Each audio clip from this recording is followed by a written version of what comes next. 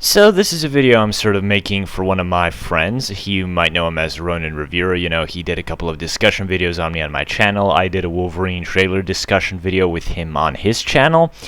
And he basically asked me, like a few times now, like, is American Vampire any good? Because he's not really a big Scott Snyder fan, and he wants to check out American Vampire because he's heard some really good things about it.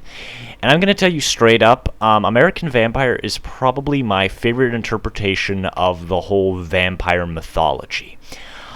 Basically, the idea Scott Snyder and Stephen King make here, because this is co-written between the two of them. Scott Snyder writes the main book, and then the backups at the end of each issue that pretty much tell the origin of Skinner Sweet, who's one of the main characters of the story, are written by Stephen King as backup issues. And so they basically sort of collaborated on this one, and this book pretty much started Scott Snyder's, rise to fame that he has now. But back to the book itself.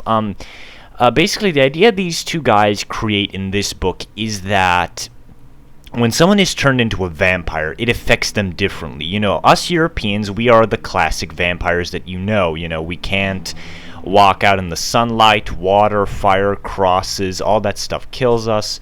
We are basically generic vampires, when Europeans become vampires. But when Americans become vampires, it affects them differently. They are like this more advanced species. Their fangs are bigger. They grow these like claws instead of fingers. They cannot be killed by bullets, water, sunlight, fire. None of that stuff hurts them. Not even silver can kill them. And they're pretty much vampires going Super Saiyan. That's pretty much the best way I can describe these guys. And the primary storyline written by Scott Snyder, it basically follows a pair of actresses in the early 1920s, and this is one of the great things about this book, is that it's basically a period piece.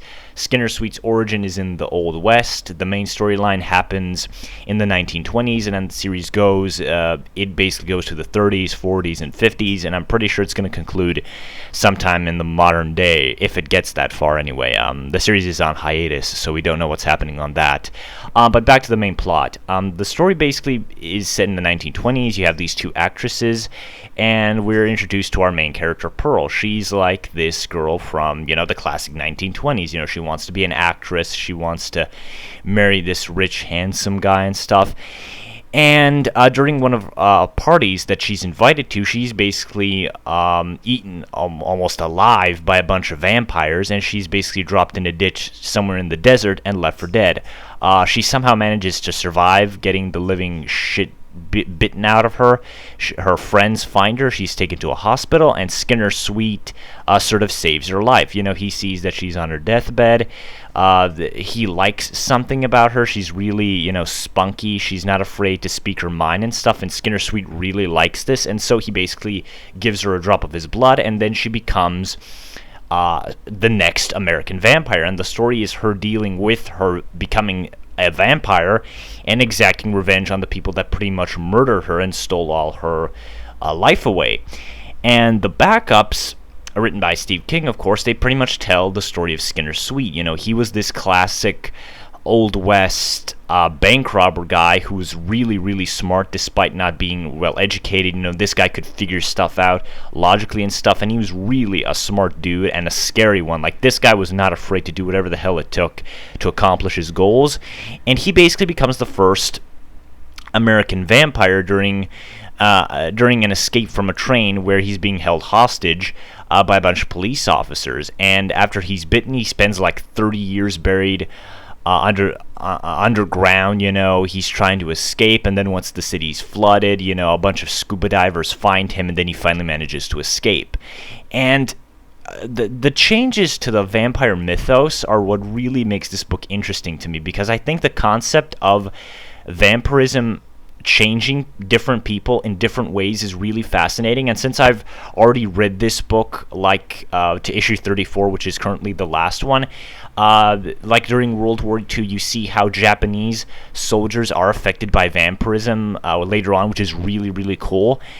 And overall, I think that's probably my favorite part of this book. And this book this is a Vertigo book, okay? There is blood, sex, murder, violence. This is not a book for kids or even for a standard comic book reader. You have to be at least a teenager or an adult to read this one. It has everything. It has swearing. There is absolutely no censorship, and this is truly a Vertigo book, which I think, to make something like vampires work, I think you need to be really, really mature, because the world of vampire is not a pretty one. It's a violent world filled with sex, blood, death, destruction, dismemberment, all that good stuff, and I think you really need a mature book to really let all that stuff work. But at the same time, while the book does have all this mature stuff going on in it, it never feels like it's there just for shock value. It feels like it's necessary to tell the story that's being told.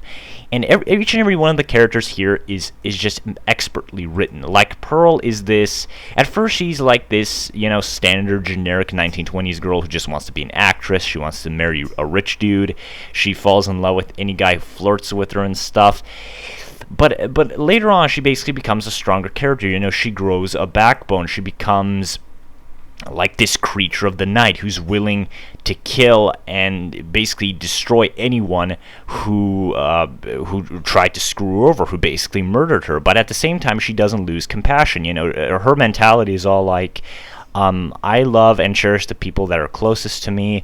I'm still human with them, but if you screw me over, I will completely and utterly destroy you. And that's really, really good to me. But the character that really steals the show is Skinner Sweet. This guy is a complete badass. Like, he is a standard, sort of hick from the Old West, but he's really, really smart, He has no formal education that we know of, but he's able to piece together things so expertly, and he's just a master manipulator, a master bullshit artist, and he's just a fantastic character, and his interaction and his dialogue is just so funny and witty. The dude is just awesome. Like, I can't even describe it because of my limited, vocabulary, because my English isn't my primary language, but the dude is just so awesome, and it's just a thrill to watch him. And this is pretty much the thing with every single character in the storyline, and they all have their own distinct personality. They all feel very human. They have their quirks, they have their flaws and stuff. They all have a real, genuine personality, which I think is something that a lot of writers struggle with. Because a lot of writers, they just write everyone one-dimensional. This is the annoying guy, this is the pissed off guy, this is the flirty gal, or something like that. And everyone here is three-dimensional, and I really, really like that about the story. There's also a lot of fantastic setup here. While the book doesn't really have a general plot, there is no overarching plot throughout at all. It's basically Skinner, Pearl doing stuff as, the 20th century goes on and on and on. They basically get tangled up with all this vampire stuff. And that's another thing that I forgot to sort of mention that's really great about this book, is that the old vampires, the old classic ones like Dracula and stuff, they basically see American vampires as this subspecies, like these abominations that don't deserve to live. And I find that really fascinating, mostly because it's sort of, it's basically an evolution thing. The lesser species has finally seen the next stage of their own evolution, and now they're basically afraid that American vampires like Pearl and Skinner Sweet are just gonna basically destroy them, and they're gonna lose everything, and they're just gonna be replaced by these new guys. And while they try to put on this facade that they're like they can't be intimidated or whatever, that they're still in control. No, these guys know that American vampires are more powerful than them. They don't know their weaknesses, and if American vampires were larger in number, they would easily destroy the old vampires. And I think that's another fantastic theme of the book. It's kind of like evolution, The superior species has finally come, and now the lesser one is trying to survive, even though they know that at some point they are all going to be destroyed and that their time is slowly coming to an end. And I just found that really fascinating. So yeah, oh yeah, and I forgot to mention the art by Raphael Albuquerque. This dude is amazing. I love him. Just the way he draws characters, and it just blows my mind. Sure, he can reuse some of the same facial animations a little too often for my liking, but the violence is just beautifully gruesome. When the American vampires show their true form, it looks scary as all hell. And some of the imagery in this book genuinely made me afraid of vampires again. And even stuff like True Blood, which I like, which pretty much shows vampires in a better light than that shit Twilight did.